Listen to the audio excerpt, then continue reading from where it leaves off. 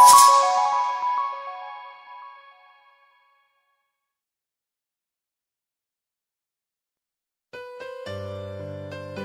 penggerak.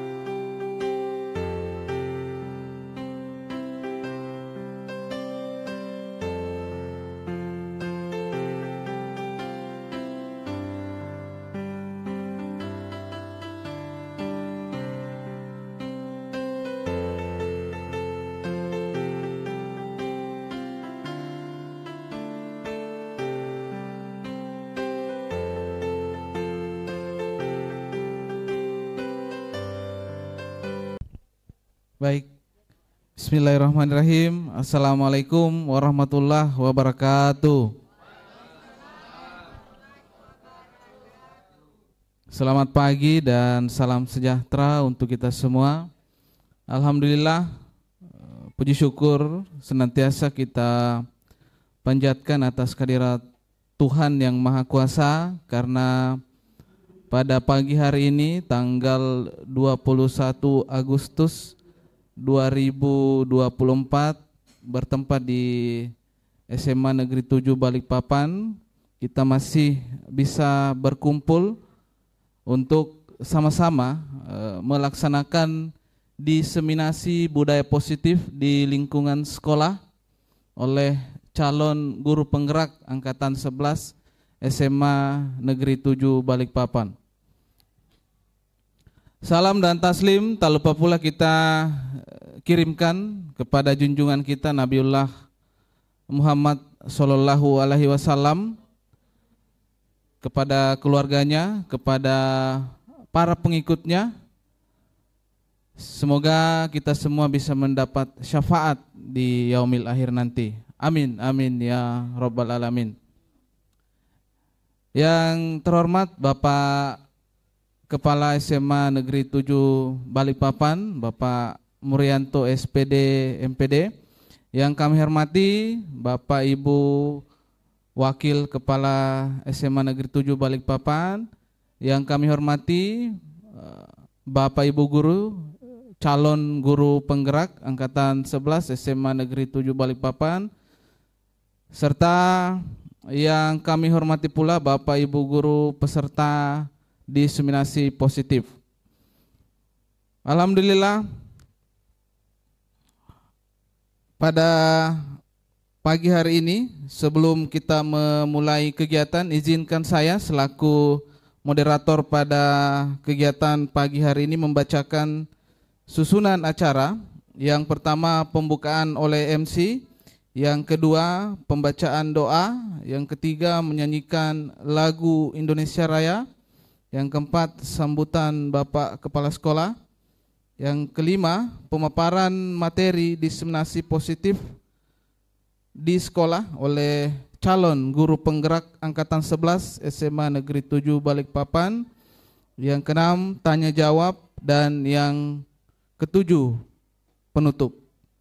Baiklah Bapak Ibu yang sama-sama kami muliakan, untuk kelancaran dan keberkahan acara ini, marilah kita sama-sama mendengarkan pembacaan doa yang akan disampaikan oleh Bapak Sukrila SPDI GR. Dengan ini dipersilahkan.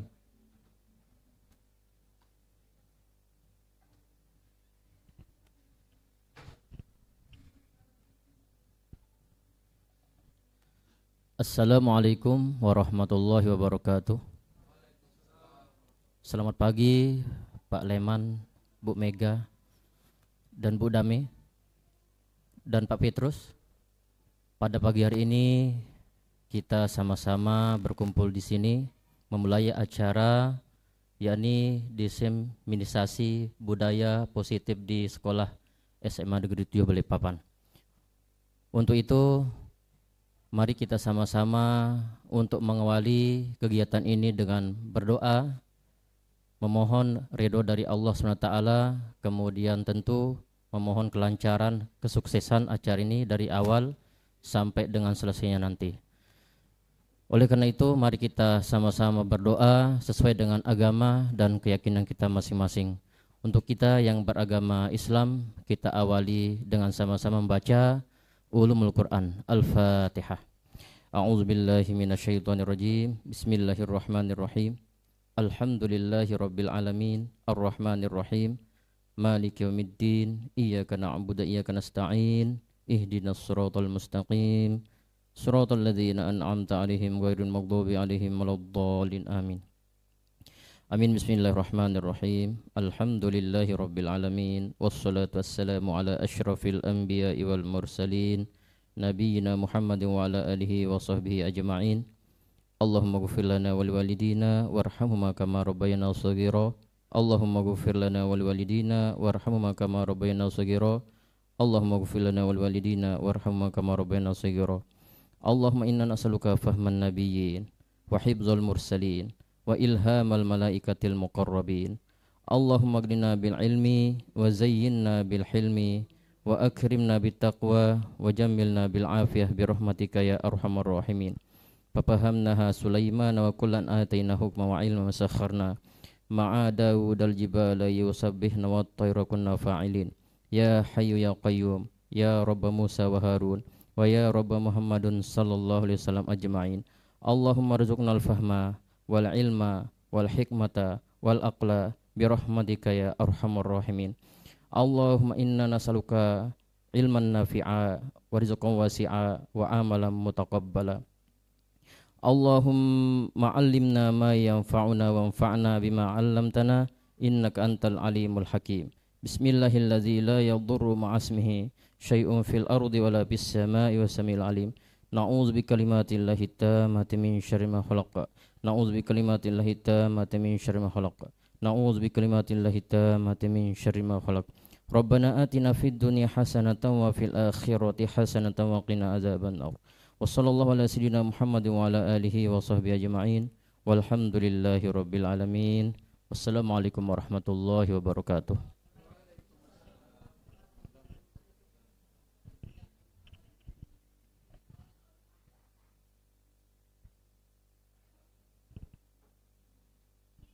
Terima kasih kami ucapkan kepada Bapak Sukrila SPDI GR. Selanjutnya, untuk meningkatkan rasa kecintaan dan nasionalisme kita, marilah sama-sama menyanyikan lagu Indonesia Raya yang akan dipandu oleh Ibu Sri Yunita SPD GR.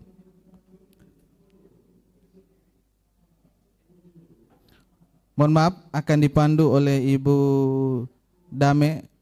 Dengan ini disilahkan. Hadirin dimohon berdiri.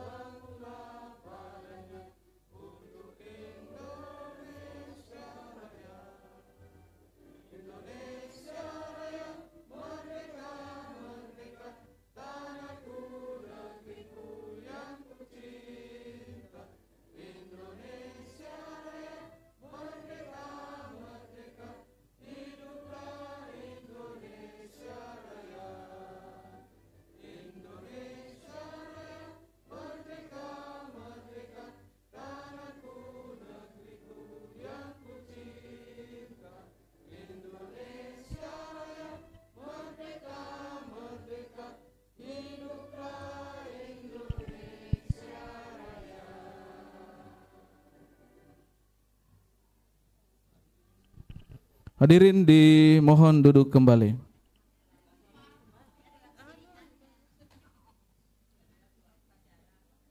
Berikutnya sambutan Kepala SMA Negeri 7 Balikpapan sekaligus membuka kegiatan diseminasi budaya positif di sekolah. Kepada Bapak saya persilahkan dengan hormat. Terima kasih Pak Arfah. Bismillahirrahmanirrahim. Assalamualaikum warahmatullahi wabarakatuh. Ya, selamat pagi dan salam sejahtera untuk kita semuanya.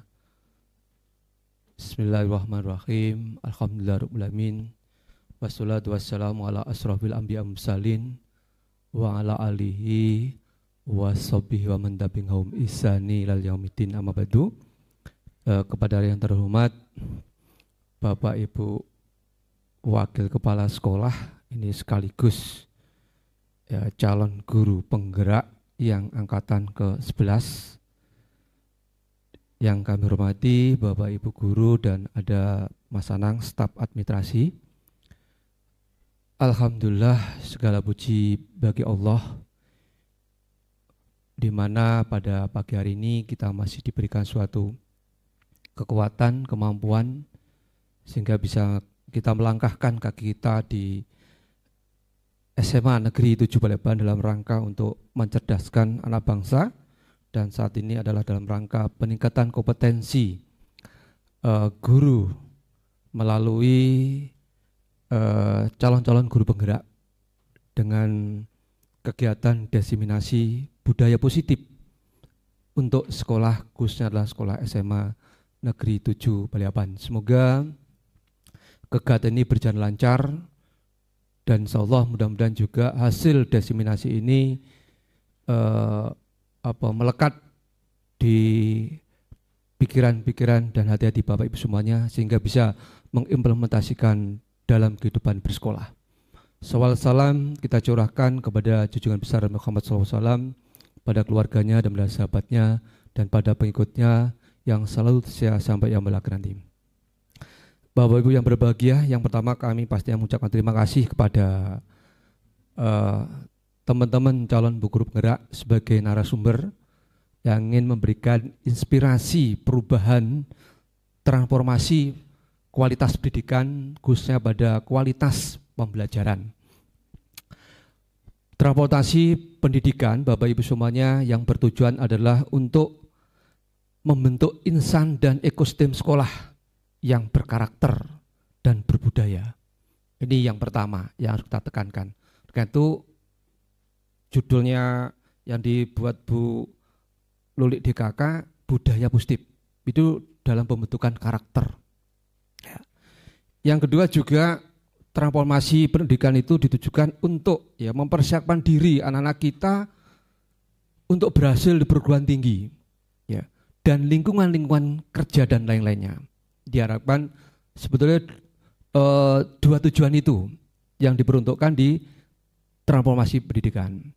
Mudah-mudahan dengan penerapan budaya positif yang nanti akan diberikan oleh narasumber dari calon guru penggerak angkatan ke-11 ini, ya mudah-mudahan Bapak Ibu semuanya saya harapkan mendukung. Karena ini adalah juga membantu untuk perubahan-perubahan kita, ya terutama adalah pada tingkat kualitas pembelajaran kita. Mulai kita hadir ya ke sekolah, kemudian juga budaya positif kita masuk ke kelas dan mengajar juga gua berkualitas, dan pulang pun juga harus berbudaya positif, ya sesuai dengan aturan PNS ya. Nggak, ya banyak misalnya beberapa saya amati teman-teman pulang lebih cepat. Nah, ini juga tidak sesuai dengan etika kode etik yaitu PNS. Saya harapkan mudah-mudahan dengan budaya positif yang diberikan oleh calon guru penggerak ini, mudah-mudahan Bapak Ibu juga tergerak, bergerak dan menggerakkan ya Bu ya. Kalau tidak salah gitu ya. Ya, itu mudah-mudahan. Yang berikutnya Bapak Ibu, saya juga mengutip dari beberapa kualitas pembelajaran dari transportasi pendidikan selain diberikan oleh Bu Lulik nanti DKK. Yang pertama Bapak Ibu juga karena kita juga harus sering literasi, ada 9 pilar sebetulnya. Ya, yang harus kita ubah juga, yang harus kita dorong, kita implementasikan ke dalam mengubah perubahan kualitas pembelajaran di sekolah ini. Yang pertama tidak jauh juga adalah knowledge ya dan karakter ya. Kita diharapkan untuk bisa mengarahkan pembentukan pada pikiran-pikiran dan karakter-karakter kita yang selalu positif juga. Ini yang pertama. Ini adalah 9 pilar ini udah dicantumkan di sambutan dari Kemendikbud. Ya, Mas Nadiem Makarin. Ya. Ini yang pertama. Ya, mudah-mudahan satu persatu nanti dijelaskan oleh Bu Luli, pasti akan juga akan ada hubungannya. Yang kedua adalah penguasaan kontrol diri. Nah, ini penguasaan kontrol diri pastinya harus berdasarkan dua sisi. Ya. Yang pertama adalah sisi dari gurunya. Ini juga harus ada kontrol diri. Yang kedua juga dari siswanya. Ya. Ini pengendalian diri itu juga harus kita latih dengan budaya-budaya positif sehingga nanti tidak mengeluarkan kata kotor. Ya, tidak mengadjustment dan terus-terusnya. Ya. Tidak membuli dengan kata-kata verbal. Ini kalau pengendalian diri baik, positif, insya Allah kata-kata yang jelek tidak akan berkumandang. Ya.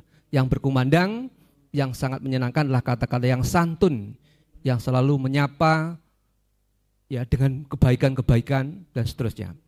Yang ketiga Bapak Ibu adalah kecepatan proses berpikir. Diharapkan ya ketiga pilar ini kecakapan proses berpikir itu adalah tergantung pada kita. Salah satu cara meningkatkan kualitas pembelajaran tadi untuk membentuk pola-pola pikir anak kita lebih cerdas lagi. Itu. Yang keempat adalah personal dan komunikasi, skill komunikasi. Nah, ini diharapkan juga yang keempat. Ini mirip-mirip juga. Ya, yang kelima bisa membangun jiwa kepemimpinan. Ya, kita diharapkan sebagai manajer kelas juga kita bisa membangun kepemimpinan pembelajaran. Begitu juga siswa kita juga kita latih dengan kepemimpinan pembelajaran. Alhamdulillah juga mungkin bulan Oktober juga kita akan mengadakan beberapa workshop untuk siswa-siswa tentang kepemimpinan. Ya, ini dari anggaran bos kinerja, anggaran prestasi, semua itu larinya adalah ke pelatihan-pelatihan siswa. Ya. Tentang kepemimpinan dan seterusnya.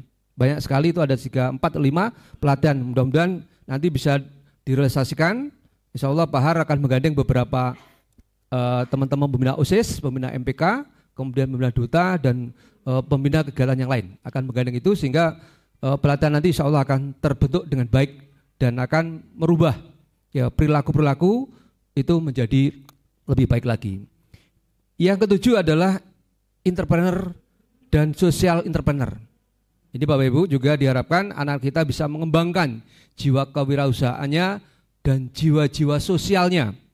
Nah, oleh karena itu ada beberapa santunan terhadap yaitu anak yatim piatu. Nah, itu salah satunya adalah jiwa-jiwa social entrepreneur dan termasuk berkorban itu juga jiwa-jiwa entrepreneur yang kita bentuk. Yang kedelapan adalah penguatan wawasan sejarah peradaban dunia berdasarkan yaitu perubahan ya abad ke-21 yang arahnya yaitu ke arah pendidikan. Itu diharapkan oleh karena itu tetap yaitu kata-kata transformasi pendidikan ya, khususnya yaitu kualitas pendidikan itulah yang akan kita fokuskan. Dan saat ini Bapak Ibu semuanya bahwa ini hari Bapak yaitu insinyur adalah Irhamsah ya. Insya Allah hari ini dilantik. Hari ini dilantik. Ada undangannya hari ini dilantik yang hadiri paling dari cabang. Ya. Ketua MKKS juga tidak diundang, kelihatannya Kacap yang diundang. Kacap 1 sampai Kacap 6 itu diundang. Nah, itu hari ini Bapak Ibu insya Allah ada perubahan kepemimpinan kita dari Dinas Pendidikan dan Kebudayaan Provinsi Kalimantan Timur. Hari ini dilantik. Ya. Yang kesembilan Bapak Ibu yang terakhir adalah nasionalisme dan demokrasi.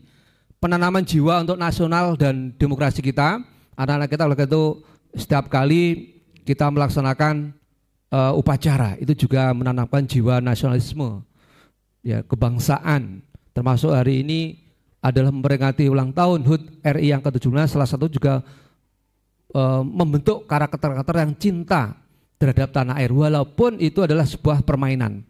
Tapi di permainan itu ada gotong royong, ada sosialnya, dan lain-lainnya. Yang mudah-mudahan 9 pilar itu juga bisa kita implementasikan dalam kehidupan kita, baik kehidupan kita dalam berkeluarga, terutamalah kehidupan kita juga di dalam bersekolah. Mudah-mudahan tercipta ya lingkungan sekolah kita akan lebih baik lagi. Bapak Ibu sekalian, untuk terakhir mohon maaf saya nanti tidak bisa mendampingin Bapak Ibu semuanya sampai selesai. Sebetulnya hari ini semua kepala sekolah Balikpapan, baik swasta negeri, Balikpapan, PPU, dan Grogot, itu ada workshop juga Ibu di Novotel jam 7.30. Saya terlambat saya terlambat karena saya ingin yaitu membuka kegiatan diseminasi budaya positif pada pagi hari ini. Ya mohon maaf bila kami tidak bisa mendampingi. Mudah-mudahan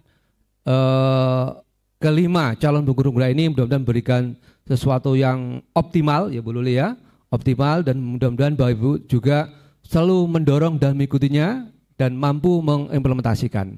Saya kira itu aja sambutan dari kami dengan mengucapkan Bismillahirrahmanirrahim. Kegiatan diseminasi budaya positif di Sekolah SMA Negeri 7 Balikpapan tanggal 21 Agustus 2024 saya nyatakan dibuka. Demikian sambutan kami, apabila ada kurangnya kami mohon maaf yang sebesar-besarnya. Saya akhiri, hadirin ulul jemangin, wabillahi taufiq wal hidayah, wassalamualaikum warahmatullahi wabarakatuh. Selamat pagi. Baik, terima kasih saya ucapkan atas sambutan oleh Kepala SMA Negeri 7 Balikpapan. Berikutnya pemaparan materi diseminasi budaya positif di sekolah yang akan disampaikan oleh Bapak Ibu calon guru penggerak angkatan 11 SMA Negeri 7 Balikpapan. Namun terlebih dahulu saya perkenalkan dulu. Yang pertama ada Ibu Luli Aryani MPD. Mohon berdiri Bu Luli.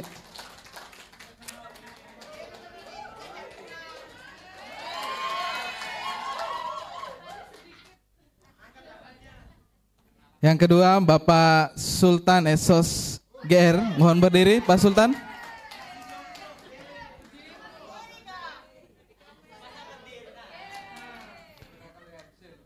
Yang ketiga Bapak Ai Solihin MPD. Mohon berdiri Pak Ai.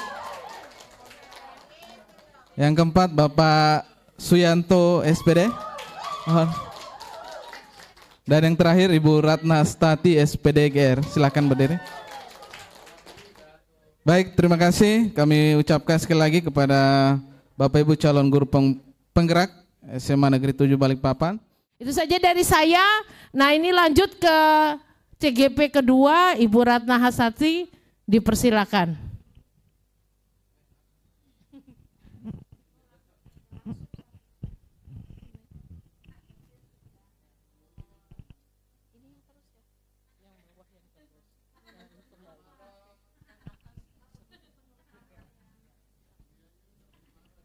Baik, Assalamualaikum warahmatullahi wabarakatuh. Oke, semangat pagi, pagi luar biasa. Ulangi lagi Bapak Ibu, tadi sudah semangat Bu Luli ya. Semangat pagi, pagi luar biasa. Oke, pergi berlibur ke Semanggi. Penuh taman mawar dan melati. Lanjut lagi di sini bersama saya Ratna Hastati. Baik Bapak Ibu. Oke, kita lanjut ya Bapak Ibu untuk budaya positif di sini.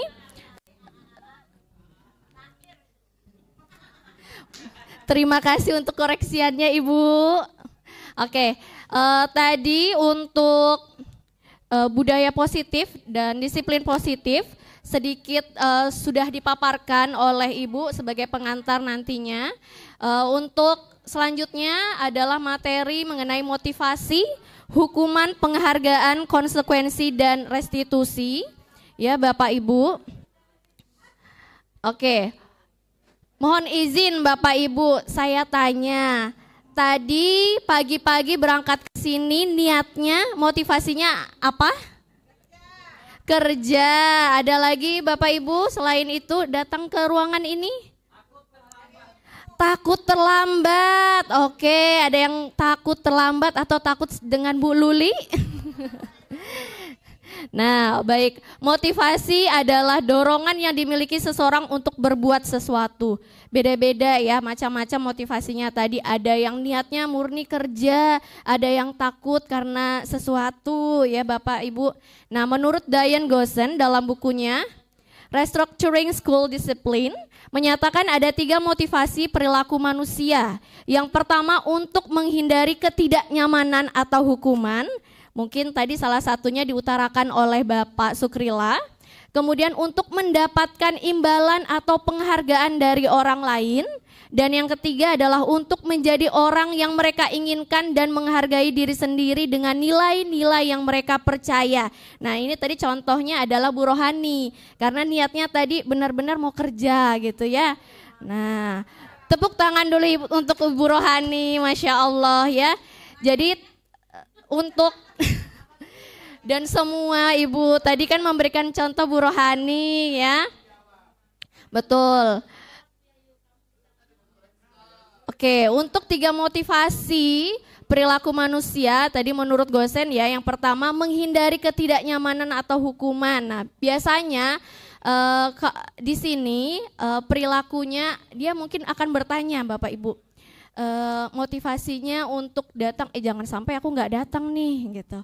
Nanti dihukum, biasa anak-anak kan kayak gitu ya. Nanti nggak masuk kelasnya Miss Ratna, aku disuruh hukum, hafalan lagi kata kerja, kata benda. Nah itu motivasi yang pertama. Terus yang kedua untuk mendapatkan imbalan atau penghargaan dari orang lain. Nah ini satu tingkat di atas motivasi yang pertama tadi ya Bapak Ibu. Di mana dia mengharapkan imbalan atau penghargaan dari orang lain.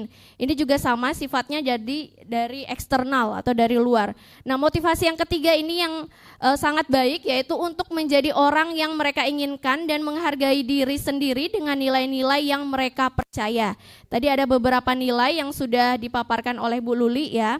Nah di motivasi ini akan bertanya, akan menjadi orang yang seperti apa ya saya apabila saya melakukannya. Nah mungkin tadi niatnya Bapak Ibu ke sini semua ini pengen bekerja gitu ya, kita sama-sama berkolaborasi, bersilaturahmi. Nah berarti niatnya ini murni bersifat internal dalam diri untuk melakukan perubahan ke arah yang lebih baik.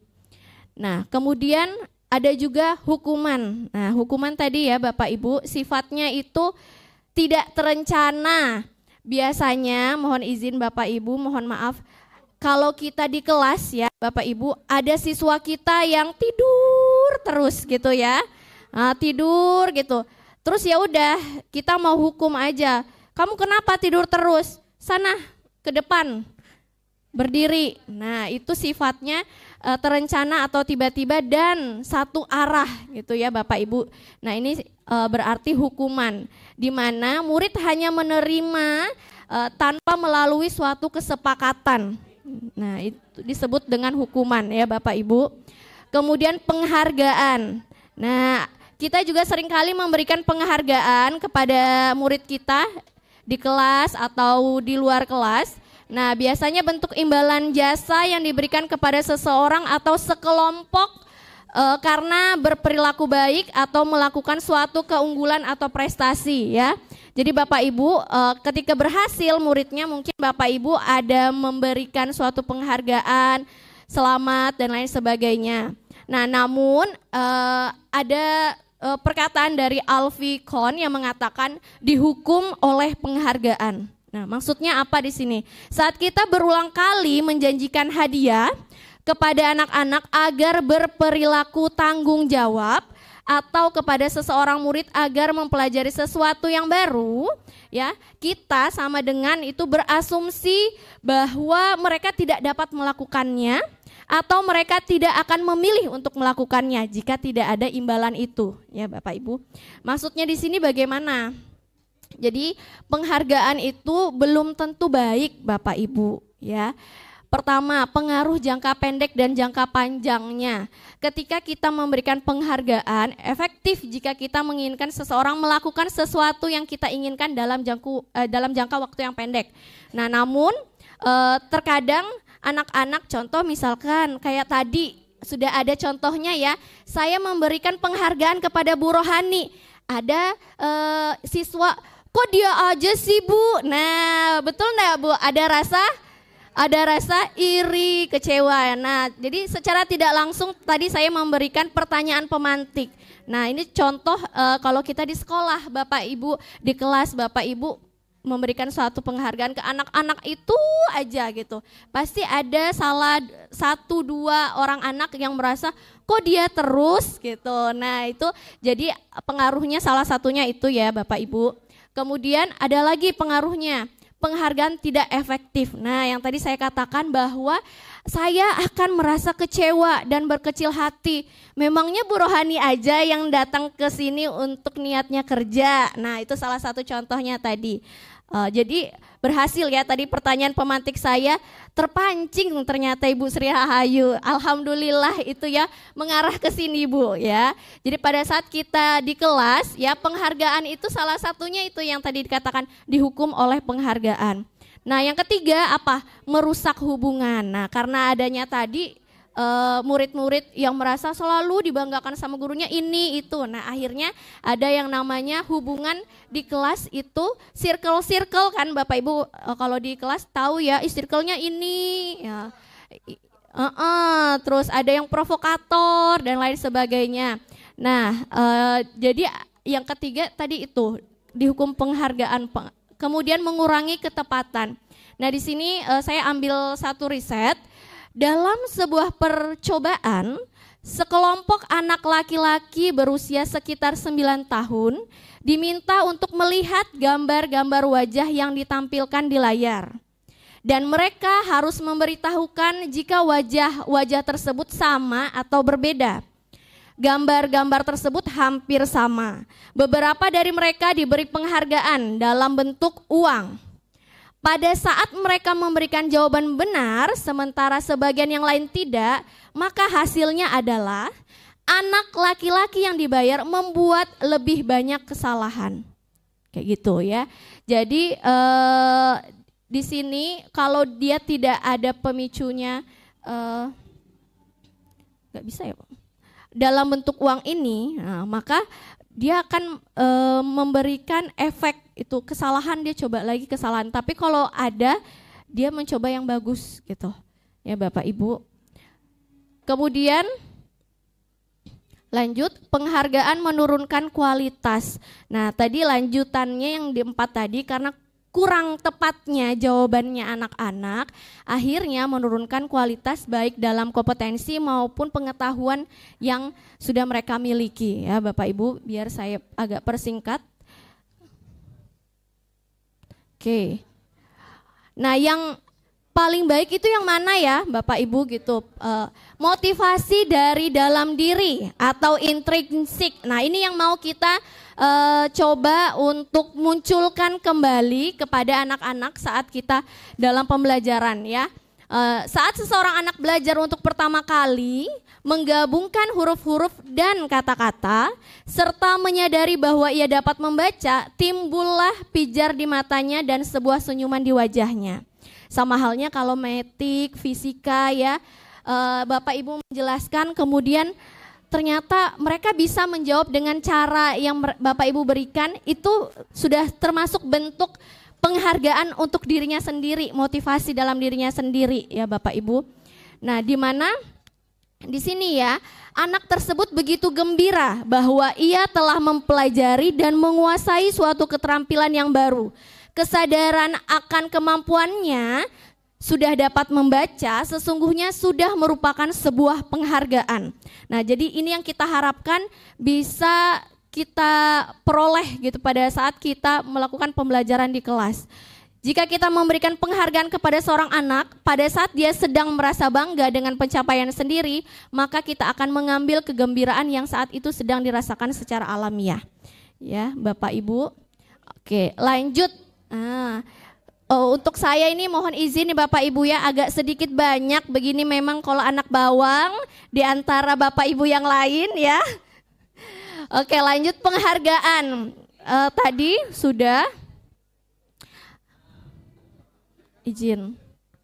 Dia kecepatan nih Pak Sultan ya.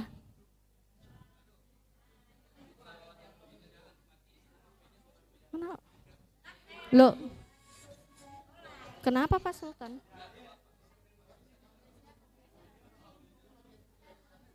Duh.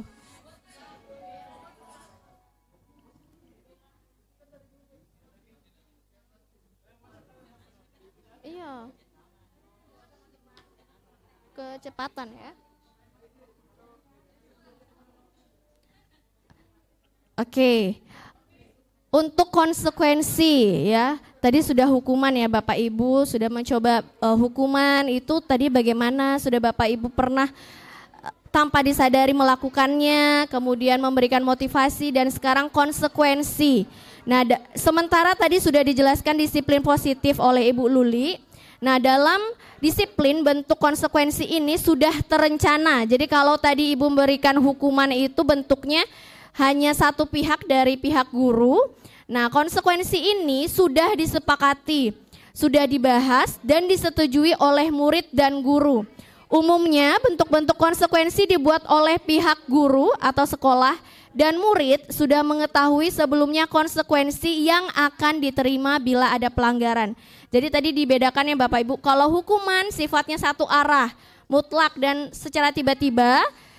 Kalau konsekuensi ini sifatnya adalah sudah disepakati ataupun sudah terencana. Jadi pihak guru maupun pihak murid semua paham apa konsekuensi yang akan mereka dapatkan jika melanggar gitu. Nah, pada konsekuensi ini murid tetap dibuat tidak nyaman untuk jangka waktu pendek. Jangka waktunya pendek Bapak Ibu. Peraturan dan konsekuensi yang mengikuti ini sudah diketahui sebelumnya oleh murid. Nah, sikapnya guru apa? Nah, sikapnya guru adalah memonitor, memantau jika melakukan pelanggaran. Itu ya Bapak Ibu. Untuk restitusi saya jelaskan sedikit karena nanti akan lebih jelasnya di bagian terakhir ya. Restitusi merupakan upaya untuk memperbaiki kerugian atau kerusakan yang diakibatkan oleh tindakan siswa. Tidak hanya siswa tapi juga guru ya, di mana ada proses tanggung jawab atau pemulihan yang dimana mendorong diri sendiri untuk melakukan perbaikan itu ya Bapak Ibu. Nah, ini secara garis besarnya tadi hukuman dan konsekuensi. Untuk hukuman, jadi tadi saya katakan hukuman sesuatu yang menyakitkan harus terjadi. Nah, konsekuensi juga sesuatu harus terjadi, tapi apa bedanya? Nah, hukuman tidak nyaman untuk murid atau anak untuk jangka waktu yang panjang. Contoh tadi ya Bapak Ibu, kalau misalkan Bapak Ibu menghukum secara tiba-tiba tanpa ada konsekuensi atau kesepakatan terlebih dahulu, anaknya misalkan disuruh lari keliling lapangan. Nah, terus pelajarannya ini pelajaran bahasa Inggris. Ada tidak hubungannya pelajaran bahasa Inggris dengan lari di lapangan? Nah, tidak ada, betul. Tidak ada, berarti itu adanya apa? Ketidakadilan ya Bapak Ibu. Nah, jadi murid akan merasa tersakiti, tidak hanya secara fisik, tetapi mental Bapak Ibu. Nah, ya, jadi mungkin akan teringat kembali dia. Memang nggak bisa pakai ini Bu Luli. Oke, lanjut. Nah, hukuman perilakunya pasif agresif meningkat. Nah, jadi berlakunya hanya pada sebuah institusi, tidak berlanjut pada kehidupan nyata. Saya agak skip Bapak Ibu biar lebih jelas ya Bapak Ibu. Nah, sifatnya di sini yang hukuman adalah negatif. Ya, sifatnya negatif. Contoh, awas kalau dilakukan lagi ya. nanti awas kamu.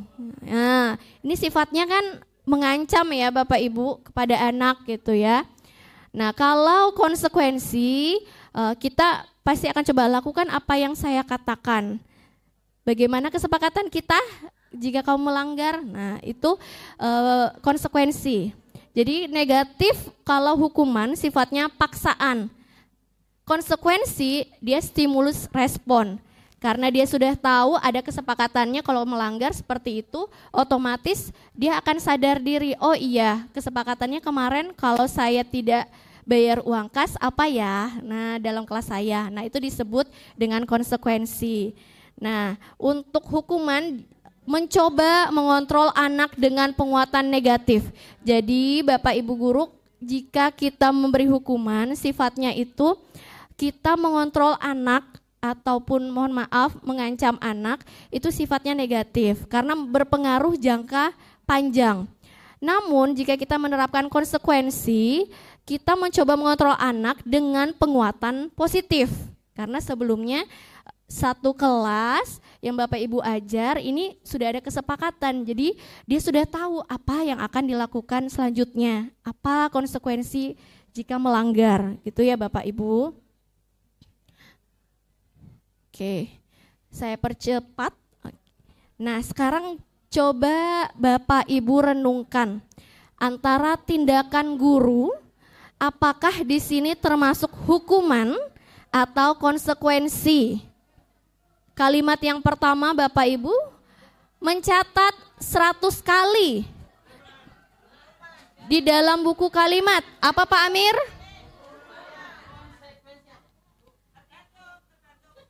Mencatat 100 kali di dalam buku kalimat, saya tidak akan terlambat lagi karena terlambat ke sekolah. Ada siapa Bapak Ibu? Hukuman atau konsekuensi? Konsekuensi. Coba kita lihat ya Bapak Ibu.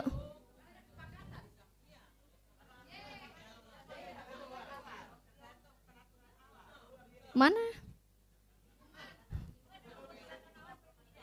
Bentar ya Bu. Oke, ternyata tidak muncul loh Bu Luli. Kenapa ya?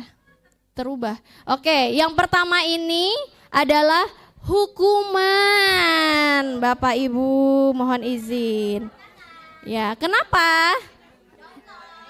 Kenapa Bapak Ibu? Iya.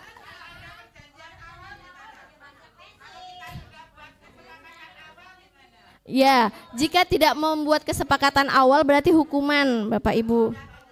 Kalau sudah membuat, tadi saya katakan ada kesepakatan, maka itu adalah konsekuensi. Ya. Oke, yang kedua, lari mengelilingi lapangan basket 2 kali putaran karena terlambat hadir di sekolah. Hukuman, betul sekali hukuman ya Bapak Ibu. Karena ini tidak hanya menyakiti secara fisik tapi juga mental ya Bapak Ibu. Lanjut yang ketiga, menggantikan kertas tugas teman yang telah dicoret-coret. Konsekuensi, betul. Nilai kebajikannya apa tadi Bapak Ibu? Bertanggung jawab, betul sekali, bertanggung jawab. Kemudian yang keempat, lari mengelilingi lapangan basket 2 kali karena terlambat 10 menit untuk pelajaran PJOK. Konsekuensi, betul sekali ya. Ini betul sesuai dengan mapelnya ya Bapak Ibu, boleh sekali.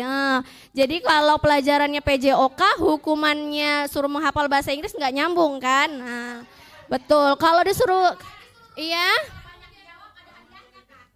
Nah itu tadi saya sudah katakan. Penghargaan, dihukum oleh penghargaan. Itu namanya hukuman, betul. Lanjut Bapak Ibu, pertanyaan berikutnya. Membersihkan WC sekolah karena mematahkan pensil.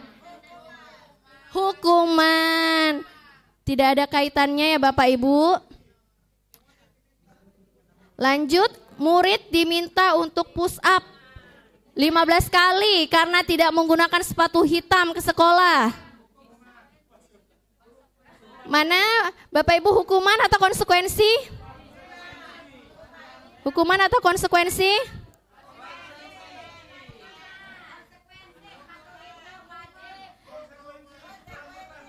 Kenapa Pak Amri?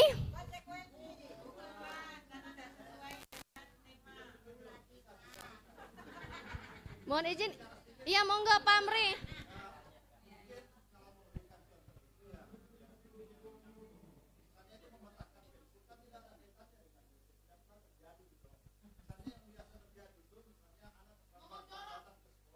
Iya, betul. Iya, betul. Saya memberikan contoh biar tidak nyambung gitu Pak, biar ketahuan hukuman gitu ya kan Pak.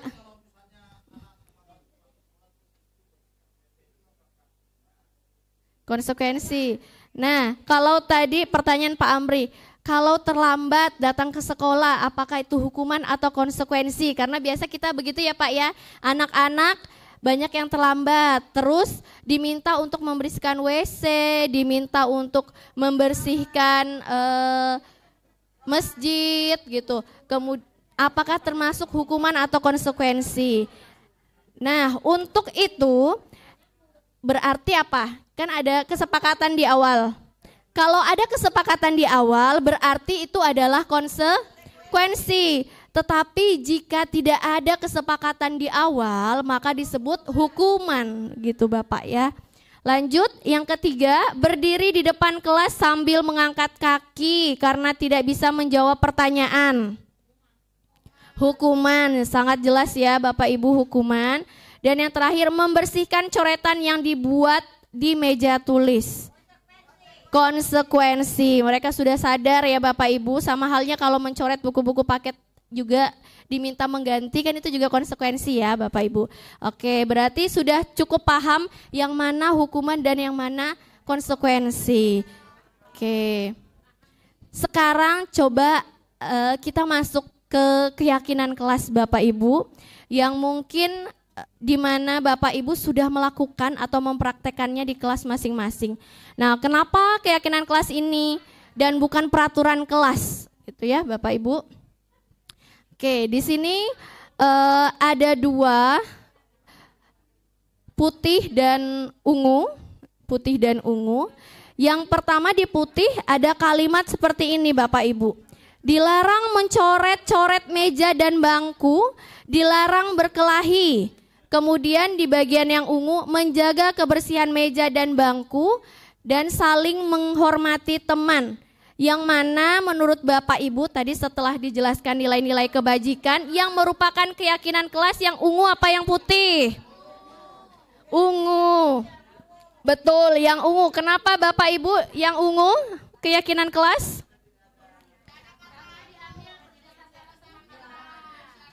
Oke, berdasarkan kesepakatan. Terus tadi ada kalimat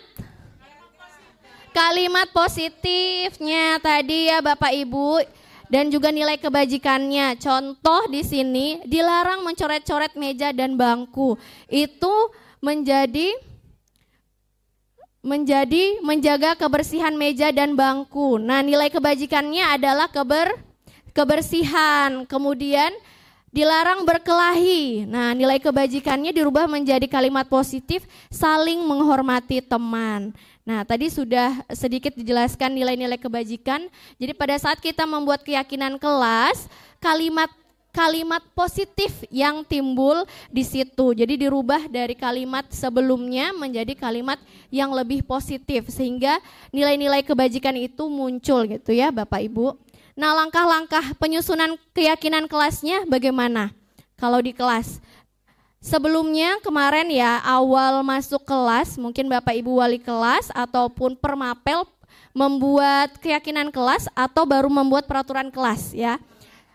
Keyakinan kelas pertama kita kenalkan dulu atau orientasikan dulu bahwa penting adanya kesepakatan kelas atau keyakinan kelas ini. Kemudian kita menyepakati waktu diskusi kelas. Nah, ini wajib dilakukan ya Bapak Ibu di awal pembelajaran. Dan yang ketiga, guru memimpin diskusi. Jadi di sini guru fungsinya kita adalah memimpin jalannya pembentukan keyakinan kelas ini. Dan yang keempat, yang paling penting adalah Guru menampung ide, gagasan maupun masukan terkait hal yang disampaikan. Jadi semua siswa boleh memberikan ide ataupun gagasannya mengenai keyakinan kelas. Yang kelima, memberi umpan balik terhadap ide murid. Nah, yang keenam, menyusun konsekuensi jika ada yang melanggar. Nah, jadi jangan hanya menyusun keyakinan kelasnya tanpa ada konsekuensinya, ya kan Bapak Ibu. Kemudian yang ketujuh, hasil diskusi disimpulkan. Dan yang kedelapan, mengevaluasi kembali keyakinan kelas. Dan yang terakhir, hasil keyakinan disepakati dengan siswa wajib dan juga disosialisasikan. Sehingga nantinya contoh pada saat Ibu lagi membentuk kesepakatan kelas atau keyakinan kelas di awal pembelajaran, ada siswa yang tidak masuk. Nah, jangan lupa di pembelajaran berikutnya disampaikan kembali. Diingat ya keyakinan kelasnya atau perlu di-share di grup kelasnya. Gitu ya Bapak Ibu. Untuk keyakinan kelas saya yakin di kelasnya Bapak Ibu sudah mempraktekkan ini. Nah, penerapannya bagaimana? Jadi tadi saya katakan setiap hari guru bisa membacakan kembali atau pada saat awal pembelajaran. Sebelum pembelajaran dimulai, jadi guru meminta murid membacakan secara bergantian. Ini opsional aja Bapak Ibu. Menurut Bapak Ibu sudah tahu mereka atau tidak itu ya Bapak Ibu. Perlu ada pendalaman setiap poin keyakinan kelas dengan berbagai kegiatan konkret agar murid lebih mudah memahami setiap pernyataan dalam keyakinan kelas tersebut. Jadi benar-benar mereka paham gitu ya Bapak Ibu. Contoh saling menghormati teman. Nah, mereka ya gimana itu saling menghormati teman ya Bu? Contohnya Bapak Ibu bisa ngambil pelajaran pada saat di kelas. Misalkan Bapak Ibu sering mendengar teman-temannya memanggil dengan nama-nama yang kurang sopan. Nah, itu bisa dialihkan kembali. Ayo anak-anak, ingat keyakinan kelas kita nomor 2 apa? Itu melanggar atau tidak? Nah, jadi mereka akan teringat lagi. Oke, ini yang terakhir Bapak Ibu. Tadi sebelum diawali pembelajaran kita belum mulai dengan keyakinan kelas. Nah, sekarang mohon maaf Bapak Ibu, izin kita coba membuat keyakinan kelas sebelum kita lanjut kepada CGP berikutnya. Mohon izin Bapak Ibu, ini karena belum ada keyakinan kelasnya. Yang pertama, keyakinan kelasnya apa Bapak Ibu di sini?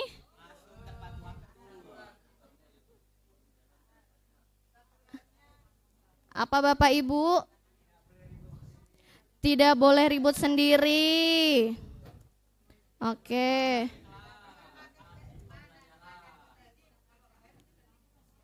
Yang kita akan laksanakan di tempat ini ya Bapak Ibu. Oke, kemudian apa Bapak Ibu? Kesepakatan kita ini Bapak Ibu sebelum kita lanjut. Tidak boleh ribut sendiri. Oke, yang kedua apa Bapak Ibu? Menghormati orang lain. Oke.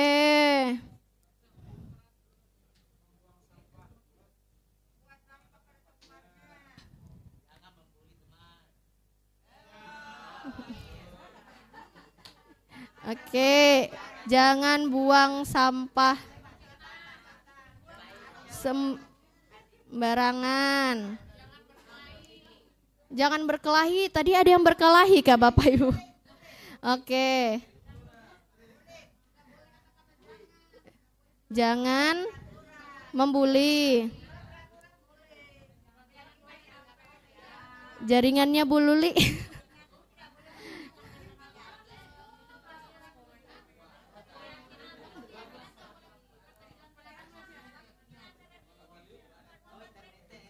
Internetnya ini sepertinya ya Bapak Ibu. Oke. Internetnya kurang bagus Bu Luli.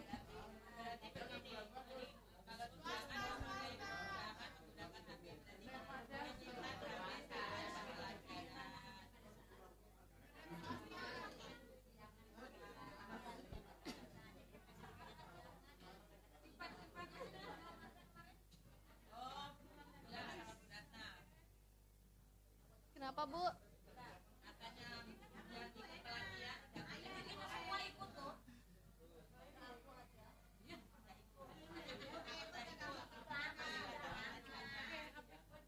sudah nih Bu. Sudah Bu.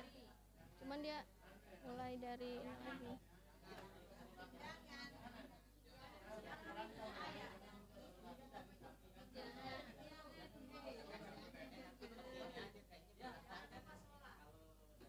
Tadi kayaknya ada yang terano.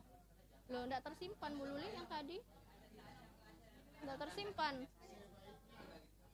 Tidak tersimpan yang tadi. Oke, tadi pertama jangan ribut. Oke, yang pertama tadi peraturannya jangan ribut. Nah, menjadi keyakinan bagaimana kalimatnya yang positif Bapak Ibu?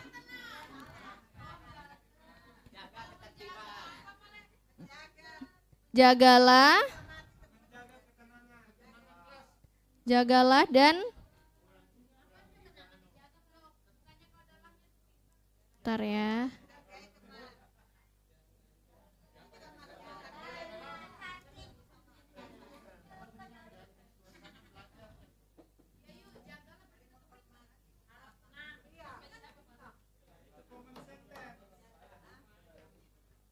Oke, yang kedua tadi jangan berkelahi, membuli. Jangan membuli. Saling menghargai. Boleh Bu. Laptopnya Bu Luli, jadi sepertinya pegangannya lebih ke Bu Luli nih. Oke, jangan ribut ya, kita harus saling menghormati Bapak Ibu ya. Keyakinan kelasnya hari ini.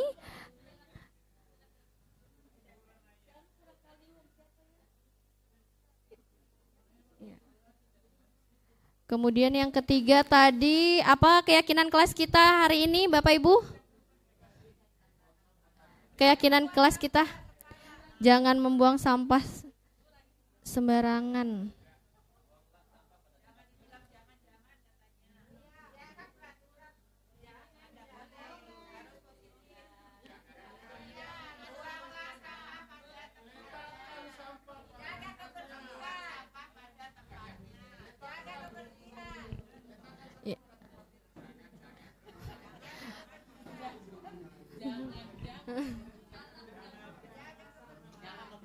Jagalah menjaga kebersihan.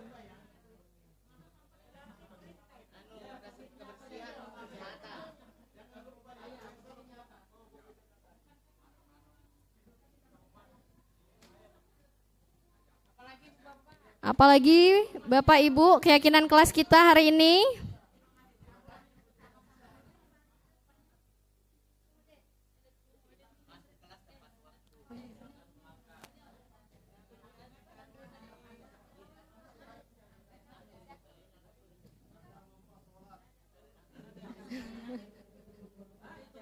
Jangan terlambat masuk, Pak. Bu.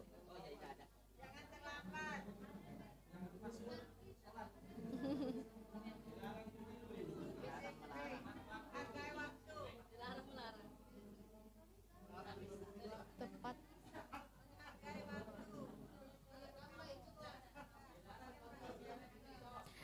Baik Bapak Ibu, keyakinan kelas kita hari ini ya, mohon dipatuhi Bapak Ibu, mohon izin. Yang pertama, kita untuk menghormati sesama, jadi tolong jangan ribut sendiri ya Bapak Ibu. Yang kedua, saling menghormati, tidak ada yang saling mengejek, membuli ya. Apalagi nanti setelah ini sepertinya Pak Sultan masuk gilirannya. Tolong saling menghormati ya, Pak Amir ya. Kemudian yang ketiga keyakinan kelas kita hari ini yaitu menjaga kebersihan ya Bapak Ibu. Tolong nanti ada sampah-sampahnya atau bekas gelasnya dikembalikan lagi ya Bapak Ibu. Dan yang terakhir adalah tepat waktu. Jadi ketika nanti selesai ada waktu break, sholat, nanti kita masuk dengan waktu yang sudah ditentukan. Baik Bapak Ibu, terima kasih dari saya. Cukup sekian. Wassalamualaikum warahmatullahi wabarakatuh. Mohon tepuk tangannya untuk kelima Bapak Ibu calon guru penggerak ya di angkatan 11 dari SMA Negeri 7 Balikpapan.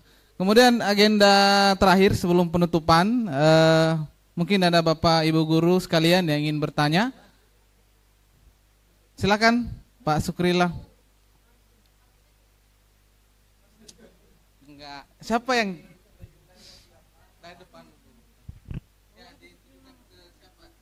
Ya. Ya. Assalamualaikum warahmatullahi wabarakatuh.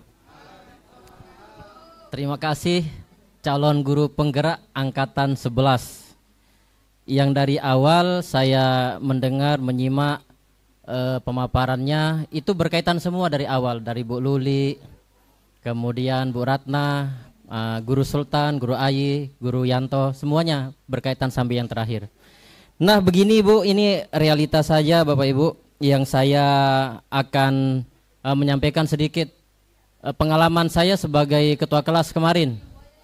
Nah memang kita ini mau memberikan atau menerapkan budaya positif. Akan tetapi ada hal-hal yang menjadi tantangan kita di menjadi guru ini. Seperti yang pertama, tadi sudah disindir tentang keterlambatan anak sekolah. Dan kita tidak boleh menjustifikasi, ya kan? Kemudian pertanyaan saya, ada memang anak itu alpanya banyak. Setelah itu ada juga izinnya banyak. Izin sakit kah? Padahal tidak sakit. Kemudian kalau hujan itu kalau saya lihat padahal dia terlambat atau hujan, tapi dia berani untuk alasannya itu sakit. Nah, sehingga saya kemarin memanggil orang tuanya, ya berbincang. Ternyata anaknya itu ya miris sekali saya dengar ceritanya dari orang tua. Bapaknya tidak bekerja, kemudian kerjanya serabutan, kemudian dia kalau mau pergi sekolah itu harus menumpang di temannya. Nah, bagaimana kita sebagai guru ini menyikapi hal itu? Apakah kita orang tua atau sebagai guru itu memberikan sedikit sumbangan kah dari mana? Karena ibunya ini tidak bekerja, kemudian bapaknya juga tidak bekerja. Jadi ongkos ke sekolah itu susah sekali. Nah, mohon untuk dijawab ya, di antara salah satu ini hebat-hebat semua ya. Jadi mau yang bapak-bapak atau ibu-ibu silakan berikan pencerahan dulu kepada kita semua dengan kendala ini ya. Anaknya ini laki-laki ya. Demikian. Assalamualaikum warahmatullahi wabarakatuh.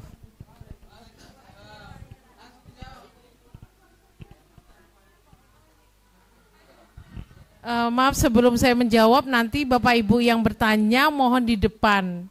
Jadi nanti di sebelah sini ya. Ya, iya tadi.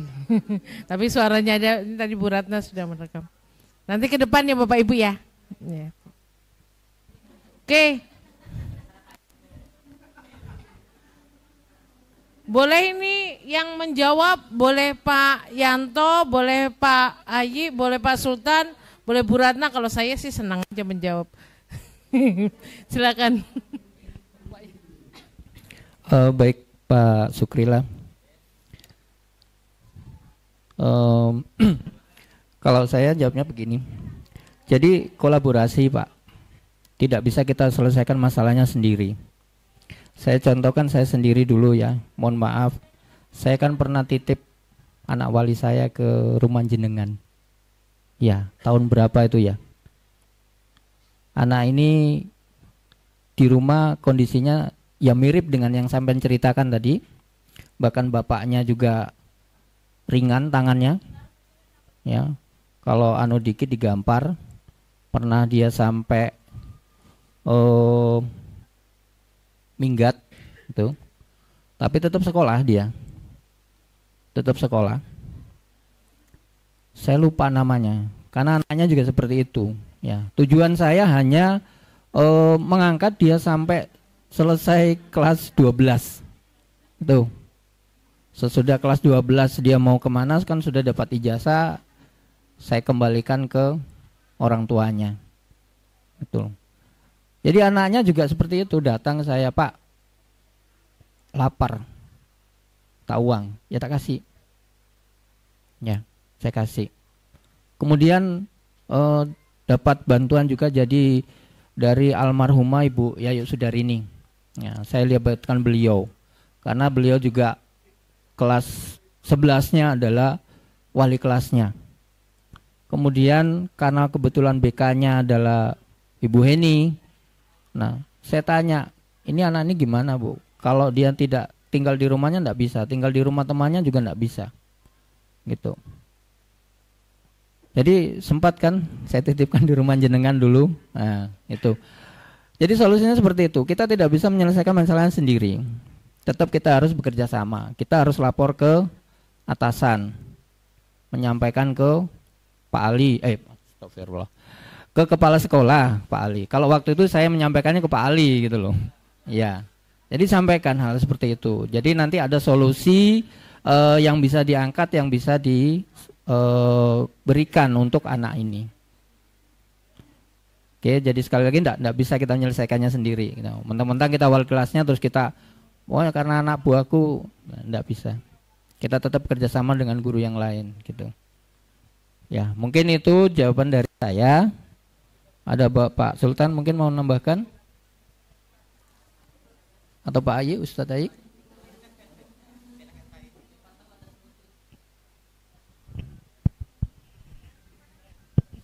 Cek satu. Baik, terima kasih Pak Sukrilah telah bertanya ya. Saya juga bingung menjawabnya, saya kayak apa gitu ya. Oke, tapi mungkin begini Pak Sukrilah, setiap kita ini adalah persoalan-persoalan yang timbul ya dari anak-anak kita. Maka yang pertama respon kita adalah kita respon positif dulu ya. Kenapa? Kalau kita belajar dari teori-teori yang tadi, ya memang kalau kita tiba-tiba langsung menjustifikasi anak dan lain sebagainya, nanti tidak akan ketemu persoalannya ya. Bahkan penyelesaiannya pun nggak akan ketemu. Nah, oleh karenanya apa yang disampaikan Pak Yanto tadi sudah betul ya. Jadi yang pertama adalah kita gali dulu informasi. Kenapa si anak ini sering terlambat dan seterusnya. Ya, digali informasinya. Bahkan mungkin bukan hanya dari anaknya. Kenapa anaknya kadang-kadang bisa jadi anak-anak bisa berbohong juga kan? Maka setelah itu kita libatkan juga orang tua. Cari informasi ya. Tadi Pak Sukla sudah betul itu. Tanya anaknya, kemudian panggil orang tuanya, komunikasi ya. Nah, setelah itu kemudian kita mencari solusinya seperti apa. Nah, seperti tadi contohnya, anaknya keluarganya ini keluarga anggaplah nggak mampu ya, atau afirmasi gitu kalau bahasa sekarang ya. Nah, maka kemudian ya kita sampaikan kepada Bapak Kepala Sekolah sebagai pemangku kepentingan ya yang paling tinggi di sekolah ini. Sampaikan. Kenapa? Karena ini penting juga. Kita dari teman-teman Bapak Ibu guru tuh banyak kok yang punya keinginan untuk membantu tuh banyak. Ya. Ya, jadi termasuk Bapak Kepala Sekolah juga biasa membantu ketika anak-anak yang tidak punya ongkos ke sekolah. Nah, artinya di sini kolaborasi penting. Kenapa? Karena persoalan itu tidak akan ketemu jalannya kalau kita tidak saling bekerja sama.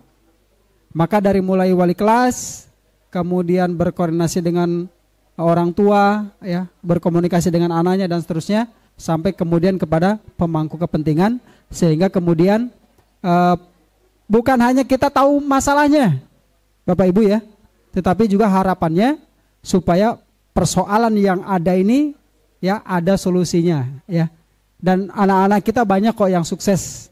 Tadinya tidak punya ongkos pergi ke sekolah, kemudian dari Bapak Ibu guru ada yang membantu. Nah, seperti itu mungkin dari saya. Terima kasih. Kalau ada yang mau menambahkan, monggo silahkan. Ada yang mau menambahkan atau cukup Pak Sukrillah? Sudah cukup? Oke, terima kasih. Silahkan mungkin ada yang lain Bapak Ibu.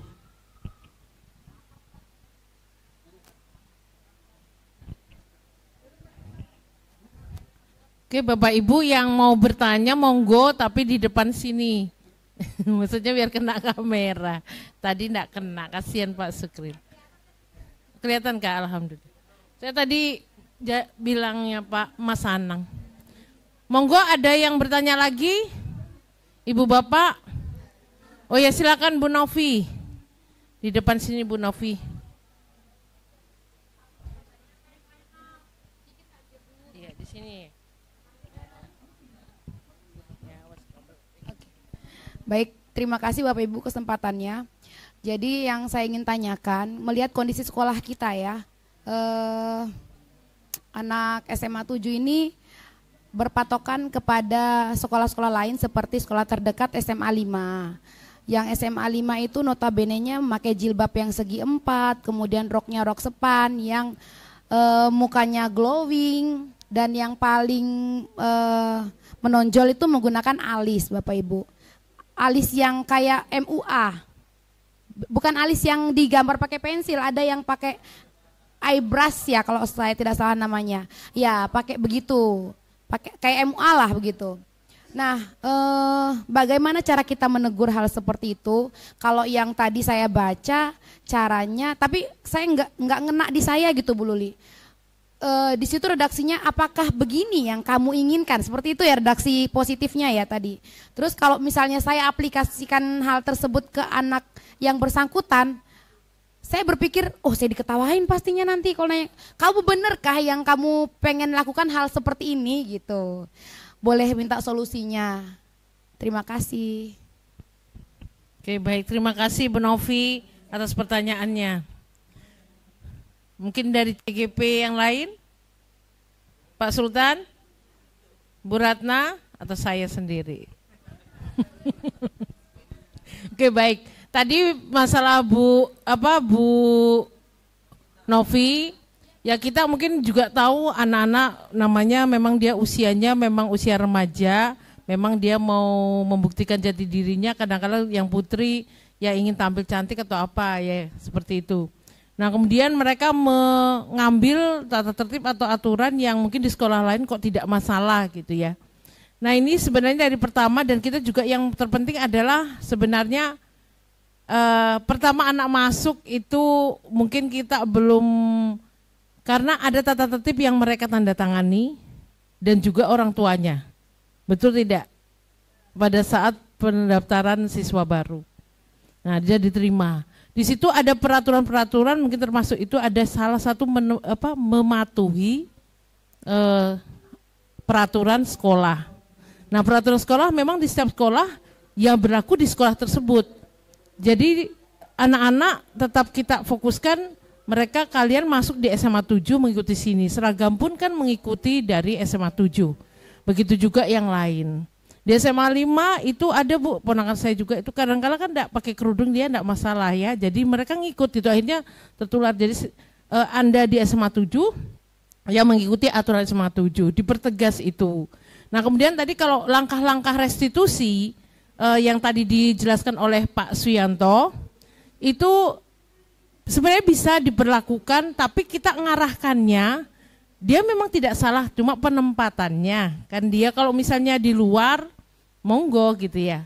Kemudian dia mau untuk acara kita lomba, seperti lomba apa, seperti dual track itu lomba, bukan lomba ya, make up ya, dual track ada kan? Nah, jadi diarahkan kalau kamu hobi seperti itu bisa jadi jadi bekalmu, malah mungkin bisa nanti mata pencarian atau hobi malah bisa mendapatkan keuntungan, tapi dengan cara diarahkan untuk mengikuti dual track. Yang bagian apa, dia senang make up berarti. Kan ini anak ini tidak semuanya, hanya beberapa anak saja. Kalau yang lain tetap masih kok saya lihat tidak ada maksudnya semua menor enggak kan, anak-anak tertentu. Jadi tidak semuanya. Nah itu diarahkan Bu Novi Karena ada dual track dia bisa. Tapi kita ngarahkannya seperti itu tadi, penjelasannya memakai restitusi. Maksudnya gini, inti ke depannya. Karena hukuman tadi itu adalah hukuman tuh mendadak, kemudian efeknya sangat berdampak. Gini saja, seperti saya. Dulu pernah pengalaman misalnya guru matematika, akhirnya saya nggak suka matematika. Kenapa? Karena pengajaran dia masuk, dikasih dia menerangkan hanya 5 menit saja. Baru dikasih soal, dia enggak hafal nama, cuma yang kacamata. Oh 2 orang Pak, maju 2-2. Itu menyelesaikan tugas di depan papan tulis sampai benar. Kalau tidak benar, berdiri di pojok ruangan, kaki 1 diangkat. Terus sampai hampir habis 3/4 di depan. Terakhir baru yang ranking 3. Satu kelas ranking 3, maju enggak bisa. Ranking 2. Ranking 2 bisa, kebetulan teman saya orang Cina, bisa dia, akhirnya duduk semua. Jadi setiap pelajaran matematika itu panas dingin. Belum datang gurunya baru di depan sudah heningnya kelas itu. Itu jadi akhirnya kita dampaknya itu loh berapa tahun yang lalu saya SMP. Tahun 88 sampai dengan tahun 91. Sampai sekarang itu saya masih ingat. Dan efeknya enggak suka matematika. Gara-gara gurunya ya Allah sudah benar-benar langsung sudah panas dingin. Belum datang gurunya, datang langsung sudah tegang semua. Kenapa? Jadi dia setiap ngajar gitu metodenya. Maju, nunjuk, serah. Yang memakai pita biru gitu, ikat. Ada 2 Pak, 2-2 majulah gitu. Itu ya tegangnya. Terus saya senang dengan guru siapa? Bahasa Indonesia. Guru saya SMP 1 dulu namanya Pak Surata. Mungkin ada yang kenal. Ya, Pak Surata itu the best. Maksudnya dia kalau mengajar di SMP 1 itu dia senang kita yang melakukan aktivitas. Maksudnya gini, anak-anak kita buat drama pendek, buat skenarionya, presentasi di depan kelas. Jadi digeser agak mundur, kita presentasi. Terus terakhir presentasi, memainkan peran drama itu langsung diumumkan siapa yang terbaik. Itu senang. Langsung diumumkan ini siapa kelompok yang terbaik. Terus bapaknya tidak pernah marah. Seandainya misalnya dia mendengarkan dulu misalnya, Pak maaf Pak buku saya ketinggalan gitu. Dia langsung positif thinking aja. Kenapa ketinggalan? Enggak tadi pagi buru-buru, nanti lain kali. Nah mereka sudah menerapkan, Pak Surata sudah menerapkan. Maksudnya yang dianggap sebagai ini, KHD, filosofi pendidikan. Dia sabar, enggak pernah memarahi siswa. Tapi siswa dengan sangat senang belajar dengan dia. Disiplin gitu, enggak disuruh. Nah itu maksudnya Bapak Ibu saya saja. Yang guru sudah puluhan tahun dulu ya. Saya SMP tahun 88 sampai dengan tahun 91. Itu berarti kalau saya kelas 3 berarti sekitar 91 atau 90. Itu saya ingat. Mana guru yang menyebabkan saya tegangnya minta ampun. Gimana mau belajar otaknya lu enggak bisa berfungsi ke depan. Saya ngerjakan itu enggak bisa berfungsi, kita gemetar. Maksudnya ini enggak tadi apa ya? Ini ketidaksamaan gimana ya tadi yang caranya. Saking tegang mikirkan diri sendiri. Akhirnya apa? Berdiri di pojok. Diri sudah di pojok, 1 angkat kaki. Itu ya. Jadi itu. Terus ada guru ekonomi Pak Joni. Itu baik juga SMP 1. Dia sering ulangan mendadak tapi orangnya baik. Jadi masih santai gitu ya. Paling enggak. Terus ada lagi guru geografi, saya lupa Pak siapa. Itu kalau saya duduk paling ujung kena 2 kali juga. Itu ya jadi enggak Pak Amir bagus Pak Amir. Nah jadi itu Ibu Bapak, maka Ibu Bapak ingat saja kalau kita memarahi siswa dengan metode hukuman ya Bu Nopi misalnya kita dan Bapak-Bapak yang lain, itu kita akan teringat. Jadi kita lebih baik mengingat kita dulu waktu sekolah, siapa sih guru kita yang kita senangi. Pasti kita ingat terus kesan yang baik.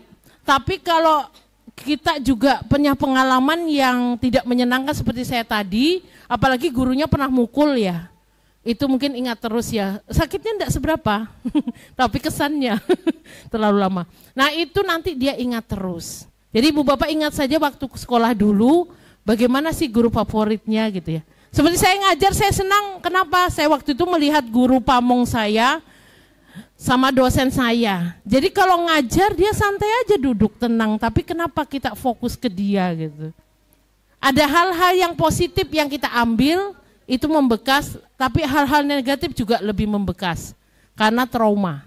Otak kita itu kalau menerima untuk yang kayak pengalaman tidak menyenangkan itu lebih ngeri. Lebih apa? Kayak listrik gitu ya.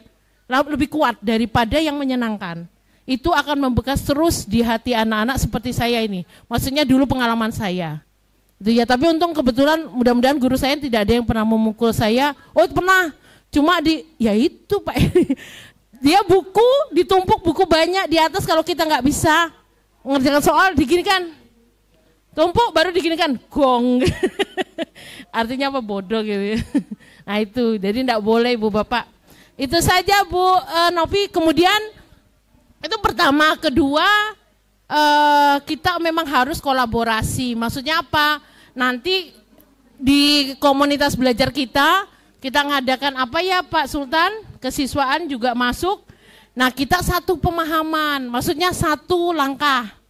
Misalnya kita mau menerapkan disiplin kelas yang seperti apa? Kita nggak usah banyak-banyak, satu dulu. Misalnya anak mau dibuat mandiri, atau anak mau dibuat berprestasi, atau anak dibuat disiplin, tanggung jawab, itu dulu misalnya dua aja dulu.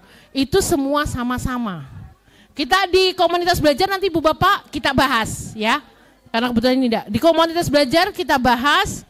Nanti kita satu suara Ibu Bapak, kalau anak tidak memakai kerudung yang memakai kerudung yang segi 4, ya semua teman itu semua yang tahu aturannya ditegur. Bukan seperti saya misalnya, saya di kantin, salah di koperasi, beli minuman, saya senang minuman dingin kadang-kala. Itu anak-anak dikeluarkan, saya bilang, kamu kelas berapa? Kenapa enggak dimasukkan bajunya? Masukkan.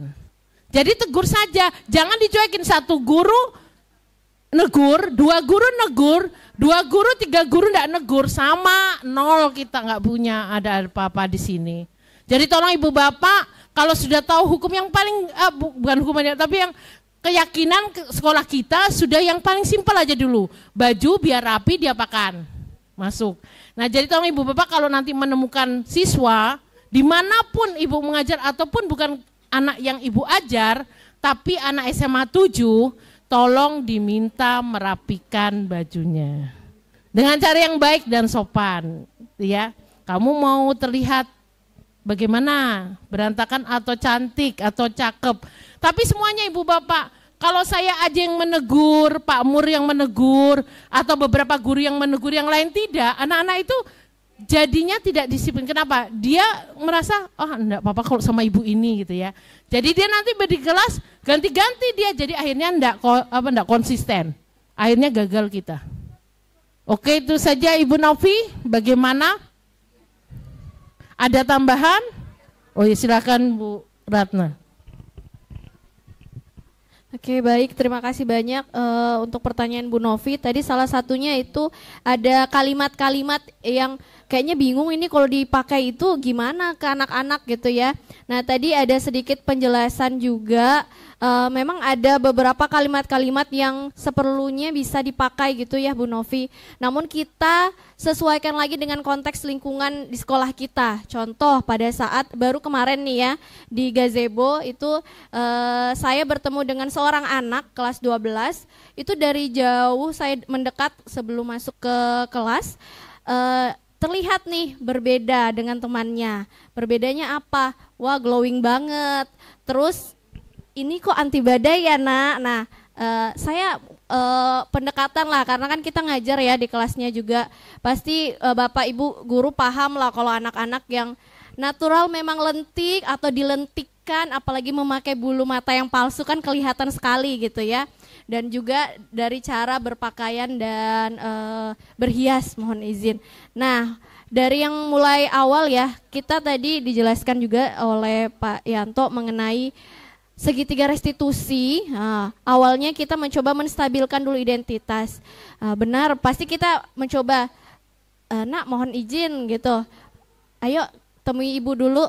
Nah, Jadi kita jangan sampai di halayak umum langsung kita tegur gitu ya. Jangan sampai hatinya nanti mentalnya kena. Nah, kita langsung tegur di tempat, jangan, tapi kita coba alihkan ke tempat yang lain dulu Bu Novi. Kemudian kita tanyakan, nah apa kesalahanmu? Dari jauh sudah ketahuan, dia tuh cengir-cengir sebenarnya udah tahu gitu kan. Oh iya Bu, lipstik saya tebel gitu, saya pakai bulu mata. Nah berarti tanpa disadari sebenarnya dia tahu kesalahannya apa gitu. Setiap orang punya kesalahan nih nak. Sebenarnya berhias itu nggak salah, tapi penempatanmu gitu ya, belum waktunya di sekolah. Mungkin kalau kamu pada saat ada acara di luar, ya kan, ada kondangan, monggo silahkan kayak gitu ya. Kita kan nggak mungkin nanya, apa yang kamu butuhkan kira-kira betul atau tidak gitu. Pasti lo butuh saya Bu biar cantik, jawabannya gitu anak-anak ya kan Bu, biar cantik Bu, gaul. Nah jadi kita ubah aja Bu, nggak apa-apa dengan bahasanya Ibu, sesuaikan dengan lingkungan sekolah kita ya Bu ya.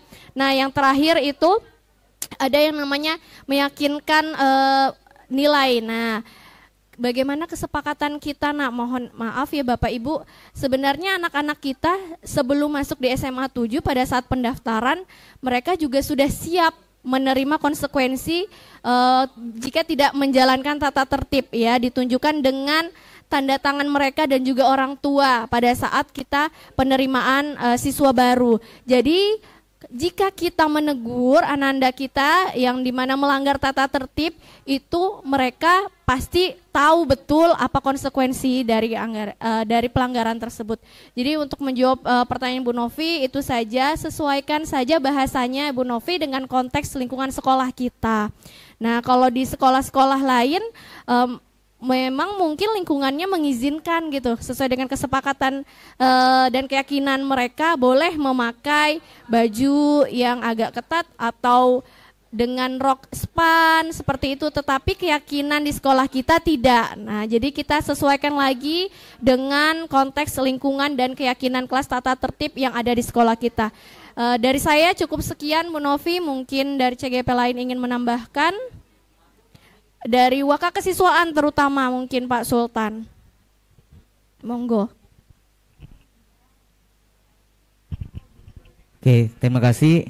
Pertanyaan dari Bu Novi dan Pak Sukrila tadi itu memang ada di sekolah kita ini berkaitan dengan siswa-siswi kita yang memang ada masalah ya.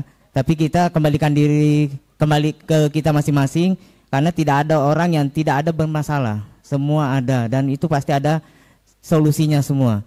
Nah tadi berkaitan dengan apa yang disampaikan Bu Novi itu sudah tepat sekali. Apa ini kita harus bertanya, jangan kita langsung di depan temannya langsung kita, kamu itu tidak punya akhlak ya, sudah miskin, bodoh misalnya ya kan. Kadang kita itu tiba-tiba keluar emosi sehingga anak itu membekas bahasa kita itu di pemikirannya.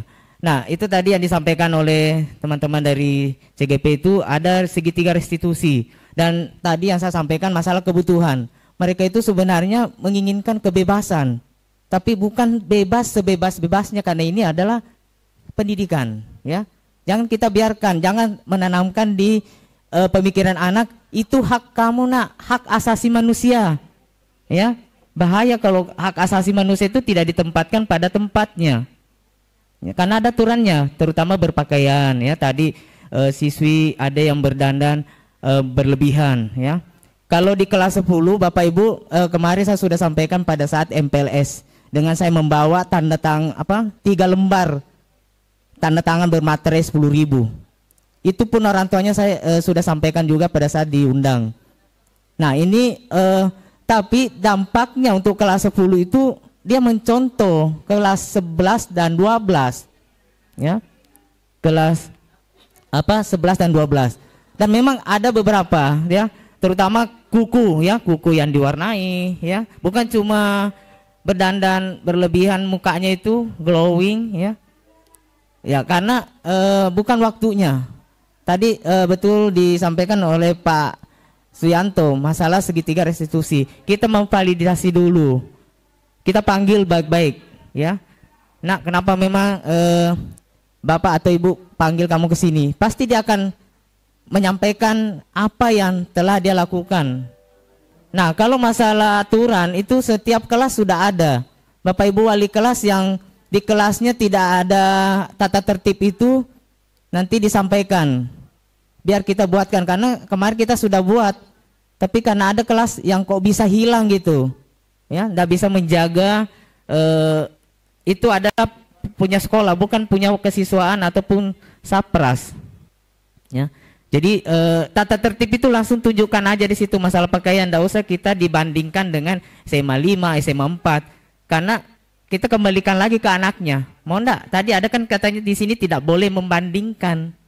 Artinya ke SMA 7 harus siap dengan aturan. Konsekuensinya apa? Kita jangan melihat tetangga, karena masih berbeda aturan, ya. Kita aja bertetangga, ada yang punya mobil besar, ada yang kecil, ada yang tidak, ada yang jalan kaki, ada yang tidak bisa jalan. Kan itu semua. Jadi terima kasih buat Pak Ustaz Sukrila dan Ibu Novi atas pertanyaannya. Berarti ada punya kepedulian Bapak Ibu. Kita harus peduli. Jangan cuek, kita guru ini harus menjadi teladan. Anak-anak kalau tidak mau terlambat ya Bapak Ibu jangan terlambat, karena dilihat. Karena ada anak-anak itu menyampaikan, Pak kok guru terlambat, kenapa Bapak tidak panggil? Loh kok saya disuruh panggil? Itu kan wilayahnya kepala sekolah, ya. Tapi Bapak Ibu juga harus memberikan teladan, supaya kalau anak-anak itu kita memvalidasi masalahnya, dia bisa jujur dan tidak mengaitkan dengan Bapak Ibu guru yang terlambat. Kalaupun hujan itu sering terjadi, banjir, kita maklumin. Tapi kalau terang, terlambat juga, hujan lebih-lebih, ya. Terus pulang cepat tadi yang disampaikan oleh Bapak Kepala Sekolah. Akhirnya siswa juga ikut-ikutan cepat pulang lewat pagar, ya. Jadi mungkin itu saja. Ke masalah budaya positif ini memang luas dan bukan cuma kepada peserta didik, tetapi kita sebagai pendidik harus menjadi teladan dan menuntun murid-murid kita menjadi lebih baik, menemukan kodratnya sendiri, karena mereka ibarat bibit tanaman. Kita adalah petani, ya, kita adalah petani, tukang kebun, ya. Bagaimana kita menyirami itu tanaman supaya menjadi subur, ya, berbuah dan sehat. Nah itu. Jadi anak-anak punya kualitas masing-masing. Ya mungkin itu saja dari saya. Ada lagi? Oke, saya kembalikan ke MC.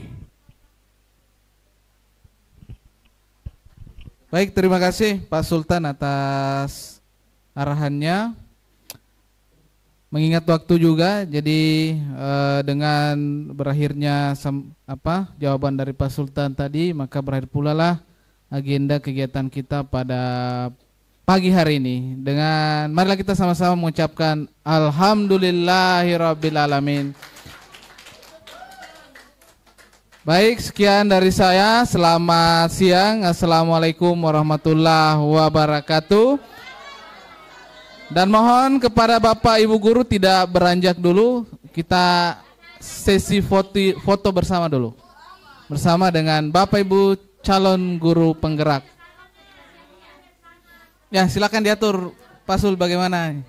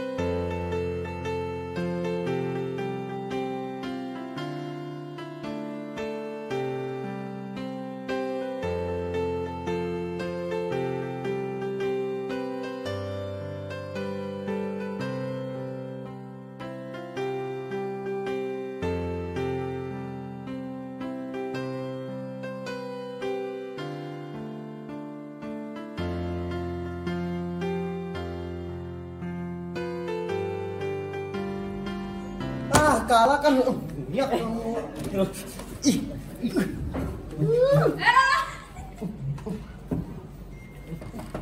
Assalamualaikum.